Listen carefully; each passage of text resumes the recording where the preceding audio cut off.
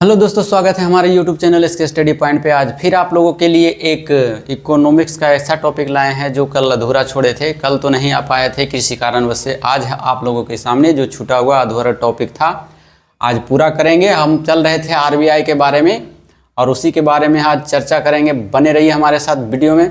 अगर हमारे वीडियो आपको अच्छा लगता है तो लाइक कर दीजिए, सब्सक्राइब कर दीजिए और बेल आइकन को क्या कीजिए, दबा दीजिए, ताकि हम जितने भी वीडियो आपके पास डालें वो सभी सबसे पहले आपके पास पहुंच जाए। तो आज हम लोगों को चलना है कहाँ? RBI के मौद्रिक नियामक के बारे में पढ़ना है। RBI का टॉपिक हम पिछले क्लास में पढ़ा दिए थे, तो वहाँ से क्वेश्चन भी पूछ लिए जाते हैं। किसी न किसी एग्ज़ाम में RBI से क्वेश्चन कन्फर्म रहता है, ये जान लीजिए। तो चलिए चलते हम। आज हम पढ़ रहे हैं CRR, SLR, repo rate, reverse repo rate और बैंक रेट के बारे में। ये सभी पर हम चर्चा करेंगे जहां से क्वेश्चन पूछे जाते हैं। तो देखिए हम चलते हैं। पहले समझ लीजिए CRR क्या है।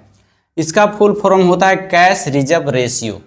हिंदी में कहें तो नगद आर्ची अनुपात। दूसरा नंबर है SLR, स्टैट्यूटरी इक्विडिटी रेशियो कहा जाता है। स्टैट्यूटरी इक्विडिटी और रेशियो, सावधिक तरलता अनुपात। और एक है रेपो रेट, रिपर्चेजिंग रेट कहा जाता है, रिपर्चेजिंग रेट। और एक है रिवर्स रेपो रेट, इसको पार्किंग दर भी कहा जाता है। और एक है बैंक रेट, उसे बैंक दर कहा जाता है। तो बारी बारी से चर्चा करेंगे। पहले समझेंगे कि CRR क्या है। तो देखिए, कहता है RBI के द्वारा प्रत्येक बैंक में जमा किए गए कुल धन या कुल रकम का एक निर्धारित भाग अपने पास आरक्षित रख लिया जाता है, जिसे CRR कहते हैं। एक तरह से समझिए CRR क्या है। मान लिया जाए कोई वाणिज्यिक बैंक है, यह बैंक है और यह है जो केंद्रीय बैंक, मतलब RBI बैंक। थोड़ा अगर नहीं दिखाई पड़े तो थोड़ा जूम करके देख लीजिएगा और क्वालिटी बढ़ा लीजिएगा मोबाइल में, तो आपको साफ दिखाई पड़ेगा। क्योंकि स्पेस कम होने से है जो आप छोटा छोटा दिखाई दे रहा होगा, तो आप लोग जूम कर करके और क्वालिटी बढ़ा करके देखेंगे तो साफ दिखाई पड़ेगा। चलिए, मान लीजिए ये वाणिज्यिक बैंक और ये केंद्रीय बैंक। केंद्रीय बैंक का मतलब RBI और वाणिज्यिक बैंक का मतलब RBI को छोड़कर जितना भी बैंक है सब वाणिज्यिक बैंक है ना। चाहे वो प्राइवेट बैंक रहो या सरकारी बैंक, उसको वाणिज्यिक बैंक कहा जाता है। अब कहता है RBI कि ठीक आपके यहाँ जितना पैसा जमा हुआ है, इस बैंक को यानी वाणिज्यिक बैंक को RBI निर्देश देता है कि आपके पास बैंक में कुल जो रकम जमा हुआ है उसका कुछ भाग आरक्षित हमारे पास आकर क्या करो, रख दो। और वही कहलाता है CRR, cash reserve ratio, Hindi में नगद आर्ची अनुपात। ऐसा क्यों कहता है, इसके बारे में भी चर्चा करेंगे। पहले बने रहिए, पहले समझिए कि फिर एक बार समझिए CRR क्या है। ये RBI बैंक के द्वारा प्रत्येक बैंक को यह कहा जाता है, निर्देश दिया जाता है कि आपके पास जितना भी धन आया, रकम आया, उसका एक निर्धारित भाग मेरे पास जमा करना होगा, है ना। और वही पैसा कहलाता है CRR, कैश रिजर्व रेशियो, नगद आर्ची अनुपात। समझ में आ गया होगा। अब यहाँ सवाल उठता है कि सर कितना धन जमा करेगा। तो ये RBI के ऊपर डिपेंड करता है, निर्भर करता है कि इसको कह सकता है कि आप 10% हमारे यहाँ जमा कर दो, या हो सकता है 5% कहें। जितना धन आया एक दिन में, जितना धन आया उसका, यहाँ देख लीजिए फिर से, प्रत्येक बैंक को जमा किए गए कुल राशि पर एक निर्धारित भाग पर उसको CRR के रूप में रिजर्व बैंक ऑफ इंडिया में जमा करना पड़ता है। किसको? वाणिज्यिक बैंक को। और वही जमा जो धन होता है वही कहलाता है CRR। समझ गए होंगे। चलिए अब है CRR का निर्धारण किस विधि से होता है, तो NDTL होता है, नेट डिमांड टाइम लायबिलिटी। अब नेट डिमांड टाइम लायबिलिटी क्या है, NDTL। बैंक का रूल है कि एक दिन का जितना भी कार्य है एक ही दिन में संपन्न होना चाहिए, हिसाब किताब बराबर, उसी प्रोसेस को कहा जाता है NDTL। कभी कभी फुल फॉर्म भी पूछ दिया जाता है कि NDTL का फुल फॉर्म क्या है, तो नेट डिमांड टाइम लायबिलिटी। ठीक है, बैंक का कार्य जो है पोस्टपोन्ड नहीं होता, एक दिन का कार्य एक ही दिन में संपन्न हो जाए, चाहे 12 बजे रात में होवे, वह बैंक के कर्मचारियों पर निर्भर करता है और करना ही पड़ता है।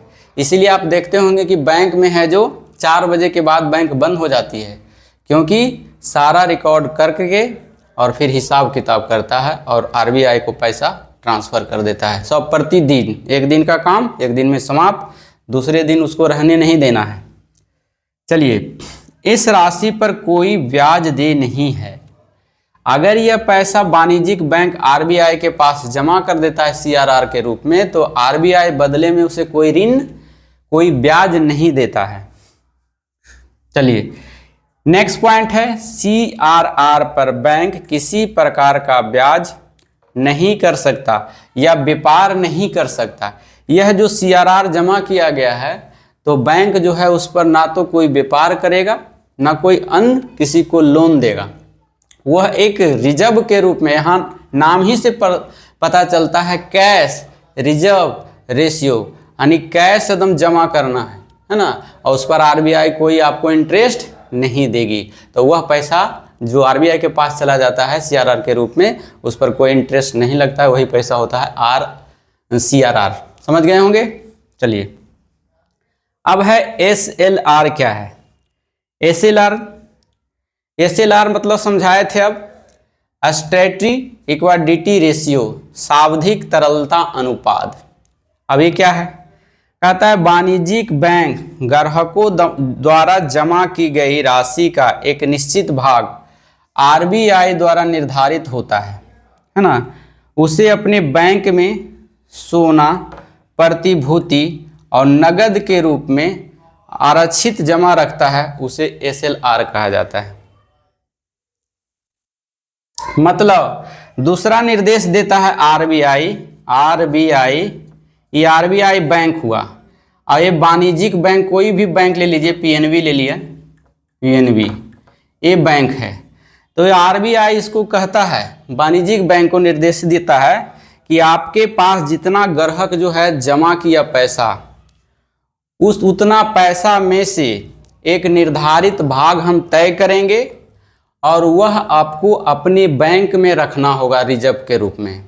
वह रिजर्व कैसे रख सकते हैं, आपके पास अगर सोना है तो उतना सोना रख सकते हैं, अगर नगद पैसा है तो नगद पैसा के रूप में रख सकते हैं, या फिर प्रतिभूति है तो प्रतिभूति को रख सकते हैं। यहाँ पर एक टर्म आया प्रतिभूति। क्या है प्रतिभूति? एक क्रेडिट रूप में जमा किया गया एक डॉक्यूमेंट्स होता है, दस्तावेज होता है, जिसके माध्यम से हम बैंक से लोन लेते हैं। जैसे हमारे पास कोई कुछ भी नहीं है, लेकिन खेत का जो है, ज़मीन का है जो कागजात है, तो कागजात ले जाकर हम बैंक में डालते हैं, कहते हैं हमको इस पर है जो इतना ज़मीन है, हमको इतना लोन चाहिए, तो वो जो कागज रख लेता है वही होता है प्रतिभूति।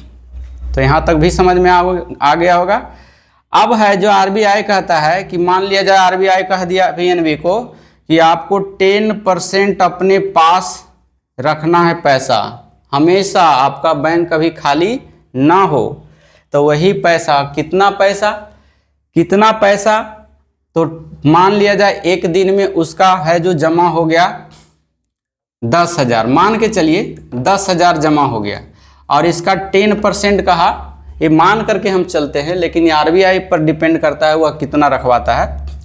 मान लिया जाए कि एक दिन में PNB के पास जो है जमा हुआ इकाई दहाई सैकड़ा हज़ार 10,000 मान लिया, निर्धारित किया कि आपको 10% इसका पैसा है जो अपने बैंक में पास सुरक्षित रखना है, तो 10% कितना हो जाएगा इसका 1,000 रुपया। 1,000 रुपया जो है मूल्य के रूप में आप हमेशा बैंक में रखेंगे। अगर वह पैसा नहीं है आपके पास तो 1000 का सोना रख सकते हैं आप अपने पास, लेकिन रखना है। अगर सोना भी नहीं है तो कागजात रखना होगा। अभी बताएं, कागजात, प्रतिभूति, और नहीं तो नगद रखिए। तो यह कहलाता है SLR, सावधिक तरलता अनुपात, इंग्लिश में SLR, स्टैटिक लिक्विडिटी रेशियो कहा जाता है। तो आशा करता हूं कि यहाँ तक भी आपको समझ में आ गया होगा। CRR और SAR समझ में आ गया होगा। चलिए अब है रेपो रेट। समझिए, रेपो रेट को रीपरचेजिंग रेट कहा जाता है। क्या कहा जाता है? रीपरचेजिंग रेट, हिंदी में पुनः खरीद। यह क्या होता है? यह होता है क्या? वह दर जिस पर कोई वाणिज्यिक बैंक अपनी प्रतिभूति के बदले RBI से कर्ज लेता है। देखिए यहाँ पर जितना भी प्रोसेस हुआ, इस प्रोसेस में जब RBI से कर्जा लेता है तो यहाँ कुछ प्रतिभूति जमा नहीं करना पड़ा, लेकिन इसमें अगर बैंक, कोई वाणिज्यिक बैंक RBI से जाकर कर्जा लेती है तो उसे एक ठोस सबूत के रूप में, गिरवी के रूप में कुछ चीज रखना पड़ता है उनके पास। जैसे मान लिया जाए ये RBI है ना, और ये बैंक है। ये बैंक गया लेने के लिए कि हमको रेपो रेट पर धन चाहिए, तो रेपो रेट पर धन दिया, इसको दिया, लेकिन बदले में जो वाणिज्यिक बैंक है कुछ गिरवी के कागजात दिए उसको, या फिर आप सोना दे सकते हैं, प्रतिभूति दे सकते हैं, है ना। तो उस टाइप में गारंटी के रूप में आपको ऋण दिया जाएगा, तो उसी को कहते हैं रेपो रेट। और रेपो रेट में एक फिक्स जो होता है, निर्धारित दर तय करता है, कौन? RBI। और यह जो कर्ज दिया जाता है बहुत कम समय के लिए दिया जाता है, मतलब 15-16 दिन, इससे ज़्यादा दिन के लिए रेपो रेट पर जो लोन दिया जाता है वाणिज्यिक बैंक को RBI के द्वारा, वो बहुत कम समय के लिए दिया जाता है। फिर से देख लीजिए, रेपो रेट को इंग्लिश में रीपरचेजिंग रेट कहा जाता है, हिंदी में पुनः खरीद भी कहते हैं। और इसका परिभाषा है कि वह दर जिस पर कोई वाणिज्यिक बैंक अपनी प्रतिभूति के बदले RBI से कर्ज लेता है तो वह RR कहलाता है, मतलब रेपो रेट कहलाता है। समझ गए होंगे। और RBI यह कर्ज कम समय के लिए दिया जाता है। तो आशा करते हैं कि ये भी आपको पॉइंट समझ में आ गया होगा। बच गया आपको रिवर्स रेपो रेट और बैंक रेट। तो बने रहिए हमारे साथ वीडियो में, हम कुछ ब्रेक लेकर लेते हैं, उसके बाद समझाते हैं आपको। तो बने रहिए हमारे साथ वीडियो में, देखते हैं। चलिए फिर से, यहाँ तक हमने बता दिया था CRR, SLR, रेपो रेट और reverse repo rate. Reverse repo rate के बारे में समझिए। दूसरा नंबर, पहला पॉइंट इसमें देखिए, रिवर्स रेपो रेट का एक हिंदी नाम है पार्किंग दर। अब पूछ देगा पार्किंग दर क्या है, तो पार्किंग दर किसे कहा जाता है? तो वाणिज्यिक बैंक जब अपने अतिरिक्त धन को RBI के पास जमा करती है तो उस एवज में RBI वाणिज्यिक बैंक को कुछ इंटरेस्ट देता है, तो उसी को कहा जाता है रिवर्स रेपो रेट। फिर से समझ लीजिए एक बार। मान लिया जाए कोई बैंक है, यहाँ पर मान लीजिए ये बैंक है RBI ये बैंक है, ये बैंक और ये वाणिज्यिक बैंक है। अभी बताएं, वाणिज्यिक बैंक, जितने भी बैंक है RBI को छोड़कर वाणिज्यिक बैंक है। तो वाणिज्यिक बैंक मान लिया कि एक दिन में जितना पैसा जमा हुआ, जमा होने के फलस्वरूप जब बैंक में पैसा आता है तो वह बैंक वाले कर्जा में, लोन में दे देता है, लेता है। मान लिया जाए कोई आदमी आया, 10,000 रुपया दिया, तो उसको कहा कि हम आपको 5% रेंट देंगे। उसका पैसा ले करके और फिर बैंक वाला लोन दूसरे को दे दिया है 10% लोन पर, फिर 8% लोन पर, उससे फिर लेता है पैसा, फिर इधर को दे देता है। तो ऐसे स्थिति में रोज यहाँ पैसा बैंक में आता है, रोज फिर है लोन दिया जाता है। लेकिन खुदा खास्ते जिस दिन कोई लोन नहीं लिया बैंक से, है ना, लोन नहीं लिया, वो तो पैसा बच जाएगा किसके यहाँ, बैंक के पास। तो बैंक पैसा बच जाएगा तो उस पैसा को क्या करेगा, उसे तो घाटा हो जाएगा उस बैंक को। लेकिन आरबीआई कहता है कि हम आपको घाटा होने नहीं देंगे। कहिए कैसे? तो आरबीआई कहता है जो तुम्हारे पास लेन देन कर करके शाम में जो पैसा बच जाता है आपको दिन भर का, आप लोग ऋण वगैरह दे कर करके जितना भी खर्चा वर्चा दे करके जो पैसा बच जाता है बैंक में, वह डायरेक्ट हमारे पास ट्रांसफ़र कर दीजिए। कहाँ कर दीजिए? आरबीआई के पास ट्रांसफ़र हो जाता है और उस अवधि में यह पैसा कहा ठीक ट्रांसफ़र कर दिया और फिर कल ज़रूरत पड़ा तो हम तुमको वापस लौटा देंगे, वो भी किसके थ्रू, इंटरेस्ट के साथ आपको लौटाएंगे। तो वही रेट कहलाता है रिवर्स रेपो रेट। बात ध्यान कीजिएगा, बैंक के पास जितने भी पैसा एक दिन में आया, लोन बांट उठ करके जो पैसा शाम में बच गया वो आरबीआई को क्या कर देता है, ट्रांसफ़र कर देता है। आरबीआई उस पैसे पर कल फिर उसको ब्याज दे देता है, जितना दिन 24 घंटा रहा 24 घंटा का, तो उसको ब्याज के साथ फिर कल वापस दे देता है। तो उसे कहा जाता है रेपो रेट। और ये भी निर्धारित करता है कौन, आरबीआई, कि हम इतना पैसा आपको इंटरेस्ट देंगे, आपको घाटा होने नहीं देंगे। तो रिवर्स रेपो रेट भी आपको समझ हो जाएगा, है ना।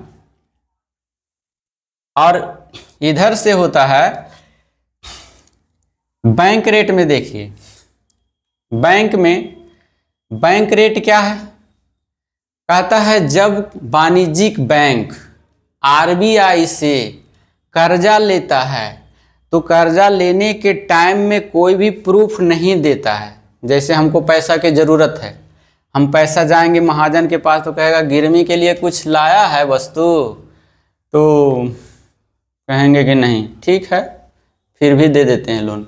वही प्रकार से यह बैंक रेट होता है। जब आरबीआई के पास वाणिज्यिक बैंक जाता है कि हमको ऋण चाहिए बैंक रेट पे, तो बैंक रेट पर कोई भी प्रतिभूति की ज़रूरत नहीं होती है और इसे दे दिया जाता है। जिस रेट पर दे दिया जाता है उसी को कहा जाता है बैंक दर। तो आशा करता हूं कि ये सभी पॉइंट आपको CRR, SLR, repo rate, reverse repo rate, bank rate, ये सभी आपको क्लियर हो गया होगा। एक बार और समझ लीजिए। चलिए देखिए, CRR का मतलब है, CRR का मतलब होता है आरबीआई वाणिज्यिक बैंक से कहता है कि देखिए जितने आपके पास पैसा है, जितना पैसा आया, उस पैसे में से यह निर्धारित करता है आरबीआई कि आपको 5% है, जो जितना पैसा आया उसका 5% पैसा मेरे पास जमा कर दो रिजर्व के रूप में।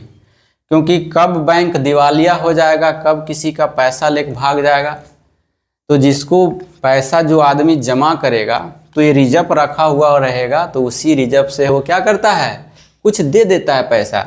मान लिया जाए कि आप बैंक में जमा किए 10 लाख रुपया, 10 लाख, और बैंक कहाँ चला गया, भाग गया, दिवालिया हो गया। तो आरबीआई कहता है रुकिए, हम आपके साथ हैं, हम आपको पैसा डूबने नहीं देंगे। तो वही इससे पहले रखवा लेता है CRR के रूप में कि आप मेरे पास जितना पैसा आपको जमा हुआ है जनता के द्वारा, उसमें से 5% या 10% ये आरबीआई निर्धारित करता है कि कितना पैसा जमा करना है। तो नगद आरक्षी के रूप में आप मेरे पास जमा रखिए। तो वही पैसा कहलाता है क्या, CRR। समझ गए होंगे। चलिए SLR कहता है ठीक है, SLR में क्या होता है, आरबीआई वाणिज्यिक बैंक को कहता है कि अपने, ये तो मेरे पास जमा रखा पैसा, लेकिन तुम अपना बैंक में भी 10% रुपया रखना है जमा हमेशा, है ना। तो वही पैसा कहला जाता है क्या, जिस रेट पर निर्धारित, मान लिया जाए क्या कहा कि तुम्हारे पास जितना पैसा आया उसका 10% अपने पास रखना है, और वह पैसा वह नकदी के रूप में भी हो सकता है, रख सकते हो तुम, या सोना के रूप में भी रख सकते हो, या प्रतिभूति के रूप में भी रख सकते हो। तो यहाँ तक ये भी क्लियर हो गया होगा आपको। रेपो रेट में कहता है कि ठीक बैंक को जब पैसा की ज़रूरत होती है तो आरबीआई से लोन लेता है जा करके, और लोन लेता है तो उसके बदले में उसको क्या देना पड़ता है, प्रतिभूति। कि हाँ, मान लिया जाए कि आरबीआई कहा कि हम अब तुमको कर्जा देंगे लेकिन 2% या 4% आपको रेट लगेगा, इंटरेस्ट लगेगा। कहा ठीक है। तो उस स्थिति में कहा कुछ क्रेडिट के रूप में हमको कुछ दीजिएगा तब न देंगे। तो ये प्रतिभूति देते हैं किसको, आरबीआई को, और उस रेट पर इसको है जो मिल जाता है ऋण, वही रेट कहलाता है रेपो रेट। समझ गया होगा। रिवर्स रेपो रेट में है, रिवर्स रेपो रेट में क्या होता है, इसको पार्किंग रेट भी कहा जाता है। इसमें वाणिज्यिक बैंक को जब अपने अतिरिक्त पैसा बच जाता है, मान लीजिए एक दिन में कितना पैसा आया और लोन तोन बांट करके जितना पैसा उसके पास बच जाता है, तो माथा कहता है नहीं रखिए, आरबीआई कहता है माथा पे टेंशन नहीं लेना है, आपके पास पैसा बच गया है, वो पैसा क्या करोगे, आपको घाटा होने के लिए हम नहीं देंगे, वो पैसा मेरे पास ट्रांसफ़र कर दो, हम उस पर है वो कुछ इंटरेस्ट आपको दे देंगे, कल फिर ले लीजिएगा। तो वही पैसा शाम में चला जाता है, तो उस पर जो इंटरेस्ट प्राप्त होता है किसको, वाणिज्यिक बैंक को, वही होता है रिवर्स रेपो रेट। समझ गए होंगे। और एक है बैंक रेट। बैंक रेट में क्या होता है, बैंक रेट में फिर वाणिज्यिक बैंक कर्ज लेता है, लेकिन यह दीर्घ समय के लिए कर्ज होता है। बैंक रेट यह जो होता था कम समय के लिए, रेपो रेट क्या होता है 10 से 15 दिन के लिए दिया जाता है, लेकिन बैंक रेट पर आप दीर्घ समय के लिए कर्जा ले सकते हैं बैंक से, 6 महीना साल भर, है ना। लेकिन उसमें कोई प्रतिभूति आपको देना नहीं पड़ेगा, क्रेडिट के तौर पर कोई भी राशि आपको, कोई भी कागजात देना नहीं पड़ेगा। आप है जो बैंक आरबीआई से कर्जा ले लीजिए, जो इंटरेस्ट फिक्स करेगा वो वही आपको कहलाता है बैंक रेट। तो आशा करता हूँ कि आप सभी को ये पॉइंट समझ में आ गया होगा। नेक्स्ट चलेंगे, हम पढ़ेंगे इसके बारे में, पूंजी बाजार के बारे में। तो बने रहिएगा हमारे साथ। अगला क्लास हम आते हैं, लेते हैं बहुत ही जल्दी, कल मिलते हैं आपसे। अब रेगुलर क्लास चलेगा, ठीक है ना। तो पढ़ते हैं पूंजी बाजार के बारे में, तो बने रहिए। Thank you so much, thank you for watching.